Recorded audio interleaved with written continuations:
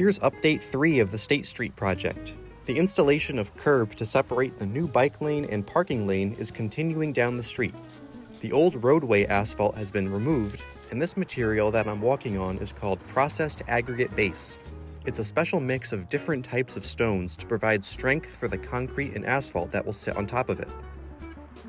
Since the new bike lane will be raised at sidewalk level, any of the existing utility covers in the street will have to be raised to match the new grade. Here's a storm manhole cover that's been raised up to be flush with the proposed elevation. Over at the BioSwale, this is an overflow structure in case too much water flows into it.